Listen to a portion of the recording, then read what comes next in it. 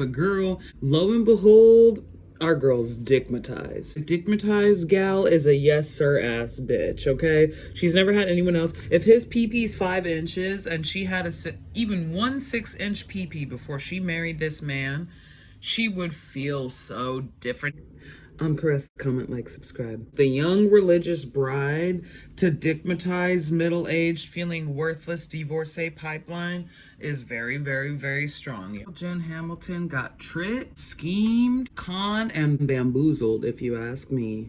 Okay? Jen Hamilton, she's a labor and delivery nurse, influencer. She has got like 10 or 12 million followers. I didn't know who she was until it came out that she was getting a divorce from her husband. Y'all, the way that she alluded to this divorce, she was saying, I've never been good enough for him.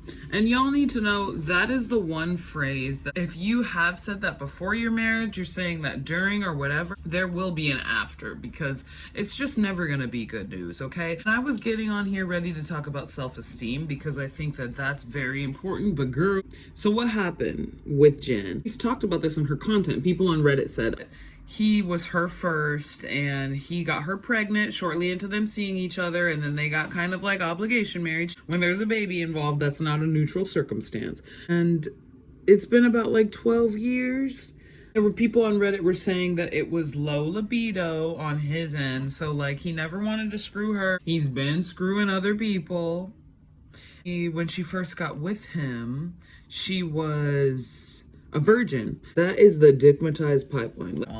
Okay, there was a sudden shift in power. She got her New York Times bestseller going, and y'all better believe that like a dickmatized gal is a yes sir ass bitch. Okay, she's never had anyone else. If his pee-pee's 5 inches and she had even 1 6-inch pee-pee before she married this man, she would feel so different. She would never say, I was never good enough for him. He's our protector and our provider. I've only seen his pee-pee. No. If she had a 6-inch pee-pee, she would be like, is this guy good enough for me? Or like, how much can I take? And I'm not even saying that to promote promiscuity for promiscuity's sake. That's really not even the point. But she got her New York Times bestseller, and instead of waiting till after, what? He was so used to being put on the pedestal that this religious life allows and really require these women to put these men on, because of course they met at church camp, y'all, okay?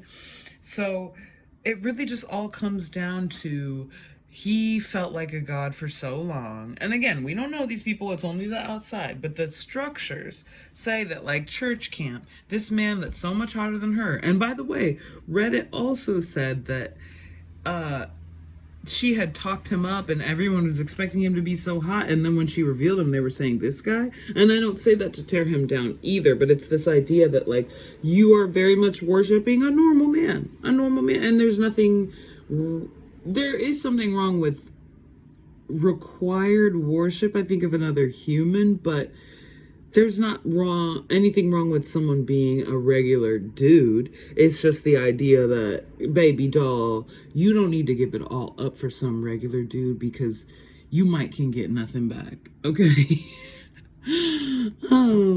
I think that's another thing too, whenever she's like, oh, I was never good enough. Like, girl, you wasn't good enough to what?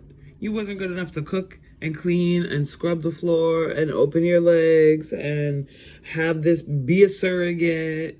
And you was good enough to do all that free labor, girl. So I wouldn't say like, oh, I'm not good enough, because at the end of the day, how could you not be good enough? That's where the self-esteem element comes in, because you can only be not good enough in your mentals if your self-esteem is damaged.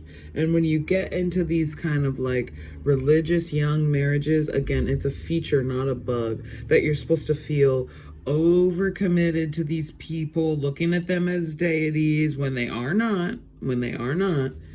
But he wanted to suddenly take that power back, I'm guessing, while she's on her New York Times best-selling book tour. Probably never thought in a million years she would sell a best-selling book, and instead of the mousy kind of just believer and worshiper that he's had for some time. Now he has to deal with a whole ass bitch.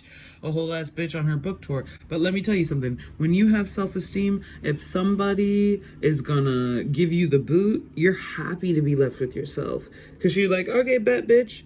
I got arugula in the garden to pick. You could be the babysitter for a while. I got this little young thing I've been trying to get something from. You can really go in on yourself. I got a stack of books to read, better yet. You know, you can really do right by yourself. When you're so afraid of being left with yourself, oh my God, how can someone not do that?